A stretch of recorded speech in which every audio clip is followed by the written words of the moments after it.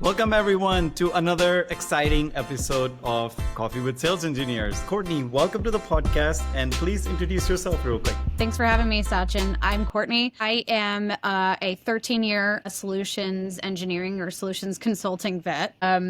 And I'm really excited to chat with you today about all things SE, storytelling, and our world. Yeah, storytelling. We're going to talk about storytelling a lot, y'all. And it's such a hot topic. But before we go into it, Courtney, I'm assuming just like all of us, when you were growing up, you didn't have this vision that you were going to be an SE leader for that long. How did you run into sales engineering, or how did you learn about it to begin with? Funny enough, I actually thought I would be a filmmaker. I went to school. I graduated with my BA in cinema studies. And so, I'm excited to talk about storytelling because my background is more in how do we tell stories visually using audio and video and kind of stitching something together that takes an audience on a journey. I've applied those skills in SE land, and the way that I fell into it, it was actually less about finding the role and more about finding a company that I really wanted to work at.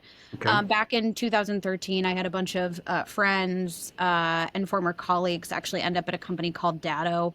They've now been acquired by a big company called Kaseya, and a lot of folks have moved on. But back then, they were actually in my hometown. And so the opportunity for a tech company to be like in your backyard and have a bunch of your friends working on it is pretty exciting. And the role that they happened to be recruiting for at the time was sales engineer. But when I read the job description, I realized it was a lot of what I was already doing is in more of like an account management type role at Indeed.com in their early days. And I realized the things that I loved about my job at the time were like helping a customer see value in the software, walking them through the UI, answering their questions, being that product and technical expert. And so it was a really easy transition to make. And I obviously have not left the profession since. I did it at a few different companies and now have the privilege of leading and building SE teams of my own. That's amazing. When you first learned about that role, did you know any other SEs at your current company, in your friend network? No. Okay. So you just looked at the description and you're like, I can do that. Yes. Okay. And when you went in, was that kind of what you expected? Were there any surprises, if you remember back then, that you thought that's what because this was your first exposure to being a sales engineer, solutions engineer. Do you remember if there were any interesting surprises that you were like, oh, I didn't think I would be required to do this, or anything comes to mind? I think the biggest surprise was that I hadn't heard of it before and that there weren't more people trying to become it. Now, flash forward 13 years and it's a big difference, right? Yes. It is such a huge profession, a huge community of individuals doing the job. There's courses now, so it's really changed.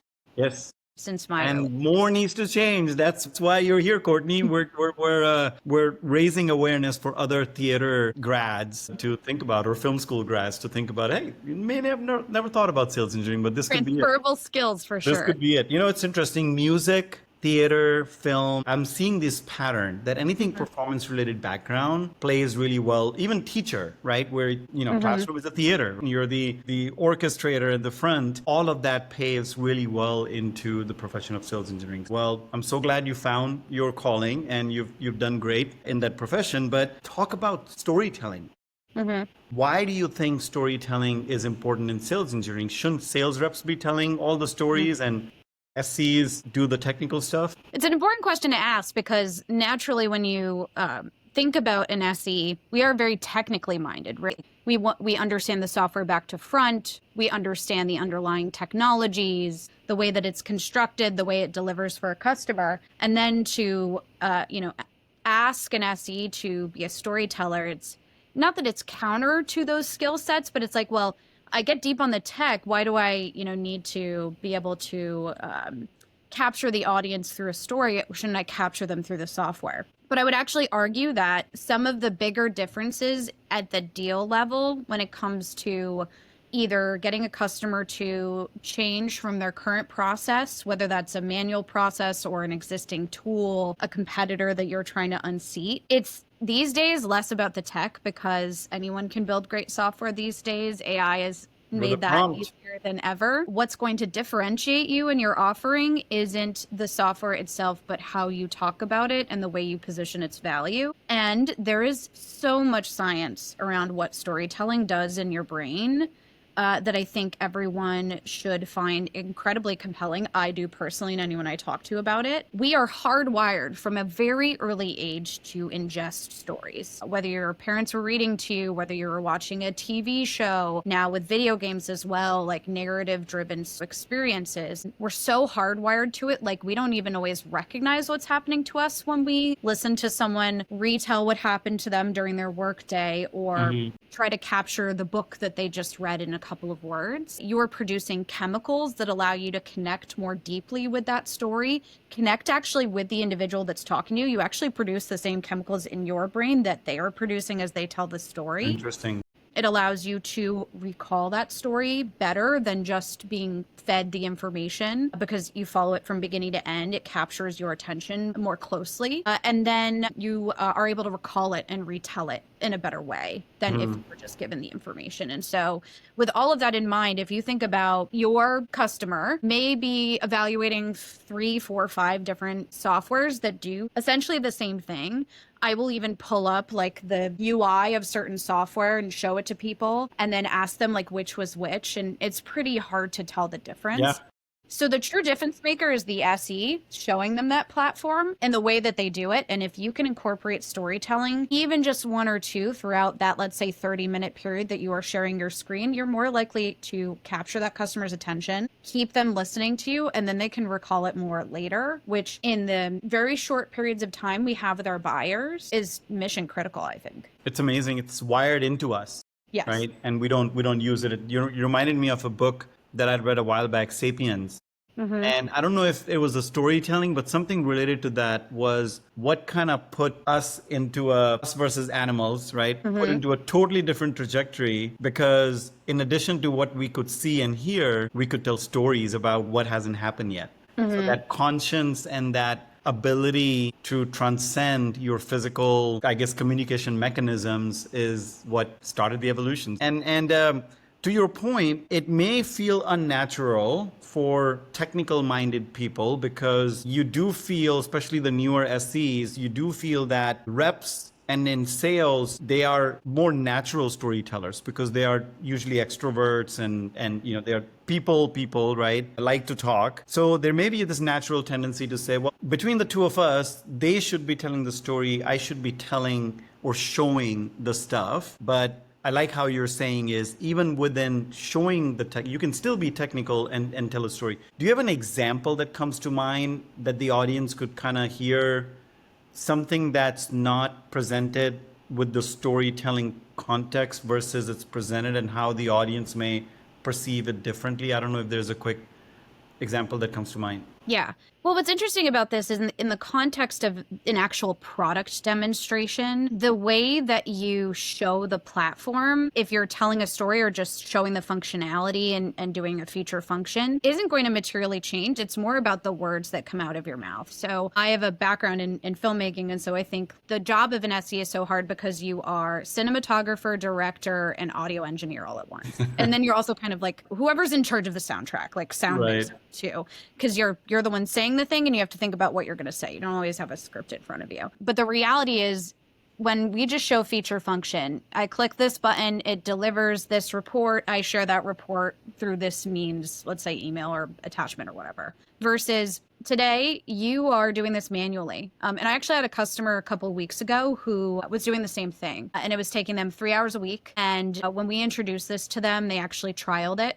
They not only saved that 3 hours, but they actually got an additional 3 hours back because they had to spend less time analyzing that report. And so as you can see, as I get this out for you very quick, and now you've saved that time. So it's just like a small change from here's how you do this thing to connecting it emotionally with I had someone else in that same situation and here's what happened. And if you have ever watched a Pixar movie, they basically have a storytelling framework that is here's this character in this situation. Here's this thing that occurs that then takes them on this journey. That's like the rising action. And then there'll be a moment where something changes for them or they make a decision or they get abducted by aliens or something like that. I'm thinking about the new one, Elio. That's right. We just saw it last week. That's, that's the moment that changes them, except for the moment that changes them for your product demo is getting the software. And that's fun. That's a good moment. So I think it's pretty easy to find some frameworks that basically allow you to plug and play. Once upon a time,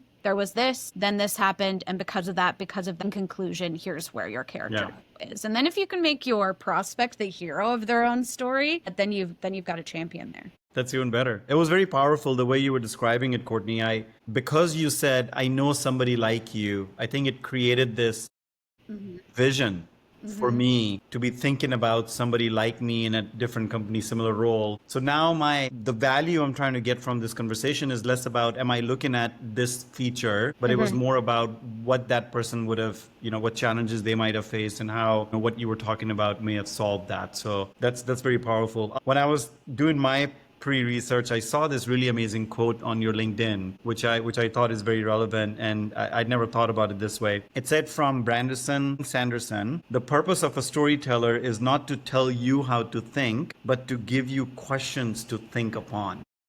So you're almost, and again, that's also feels very unnatural because SEs feel like I'm joining the demo to give answers to the questions somebody has, not leave them with questions. What are your thoughts on that quote?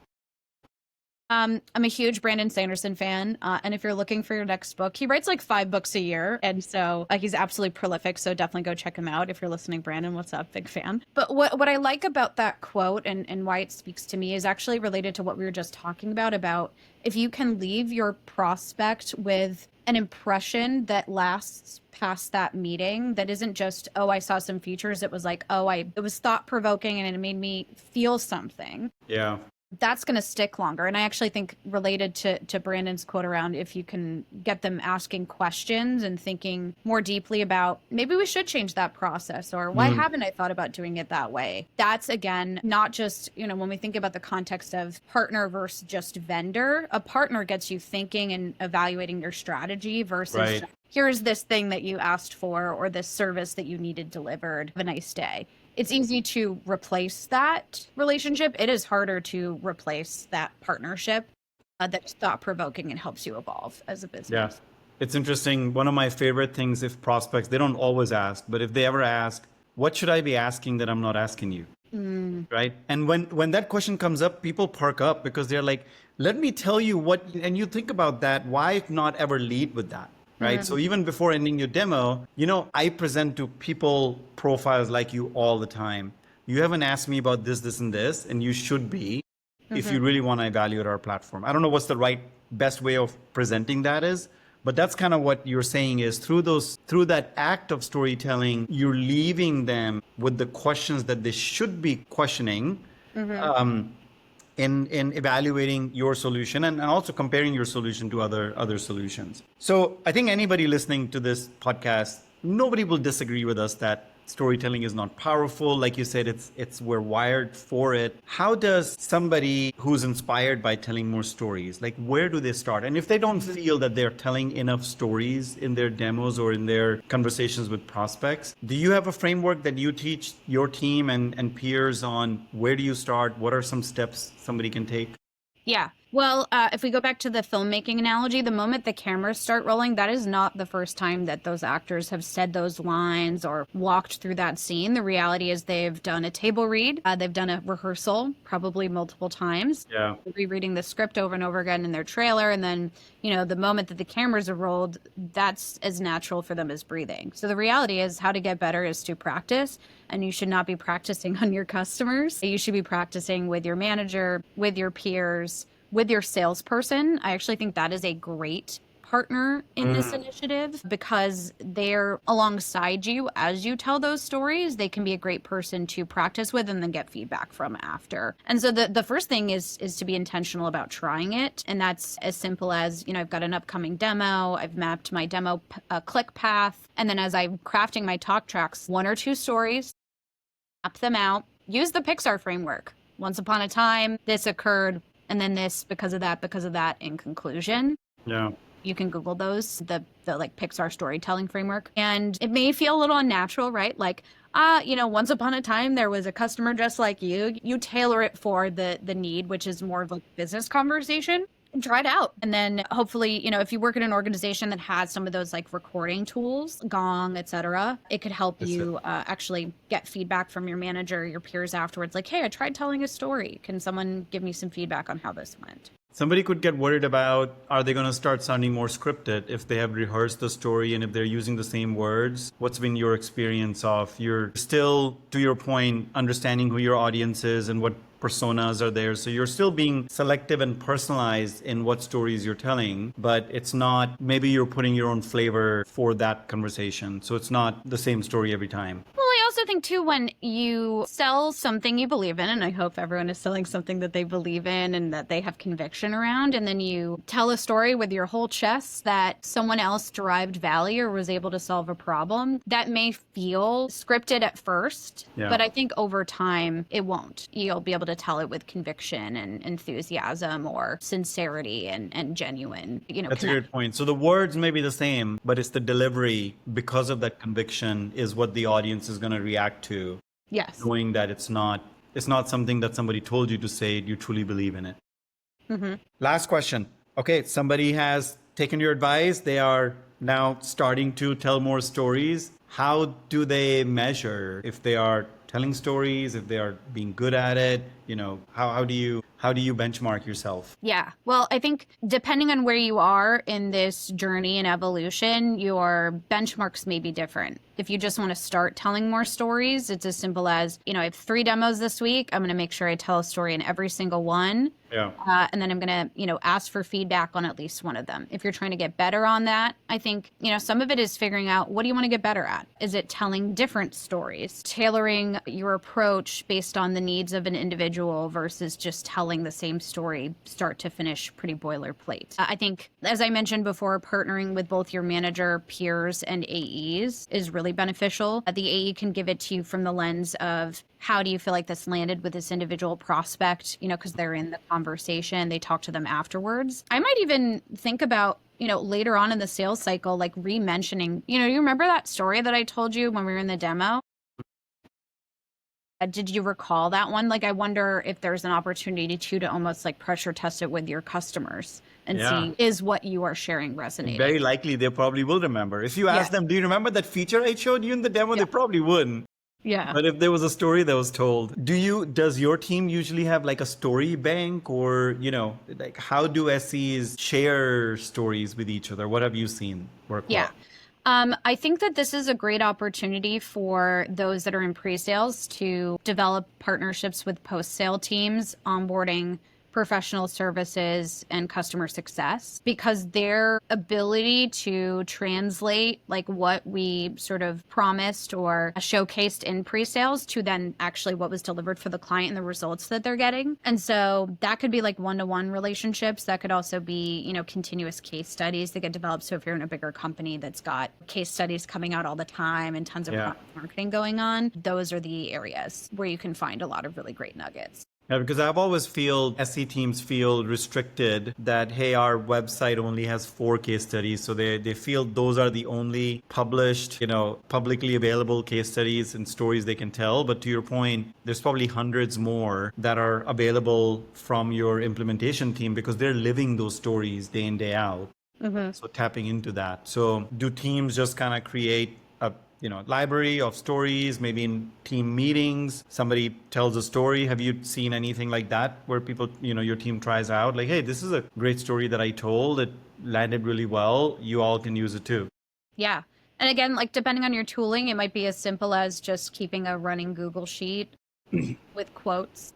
Yep. You could have something like a library in your call recordings folder with little moments where those stories got told by either the pre-sales team or even the moment where the customer stated, we actually just implemented this and it saved us this time, or it created this space for us to do this work where we didn't have it before. So I think that there's a few different ways to do it depending on your tooling and then also how your team learns best. Do you have a story you want to tell? Ooh, this is my favorite story. So you can see behind me, I'm a big LCD Sound System fan. LCD Sound System was founded by a guy named James Murphy. And James Murphy, if you listen to LCD Sound System's music, he borrows a lot from his biggest influences. You will hear everything from Bowie to Prince to the Talking Heads to the NCC, like so much influence. And when he met David Bowie for the first time, they were both working on Arcade Fire's Reflector record. Bowie would, they introduced themselves and Bowie's like, I'm a big fan of your work. And James is like, dude, I've like stolen everything from you. And Bowie like looks at him, like doesn't miss a beat and says, you can't steal from a thief. Nice. And I love sharing that story. I actually will say it to SEs all the time because we're constantly borrowing from each other. Yeah. You hear a great story in a demo, or you find a creative solution to a problem that somebody else has solved, you're going to use it. We are all borrowing and learning from each other all the time. And so hopefully you found something that you can steal from this today too. You started talking about the stories of how we're wired for it, but stories have been passed on from generation to generation, right? So when you say borrow, I think of share. So if you're an SC and you know some amazing stories that you know are working for you, that's an amazing way to give back to the community, especially within your own team and within your company, to say, this story works really well, please use it. So amazing. Cortney, so great to meet you. Thank you for educating us on storytelling. I know anybody listening to it can relate to the power of storytelling and how it's already in us. We just need to unlock that superpower. So thank you for being on the podcast. I really appreciate it.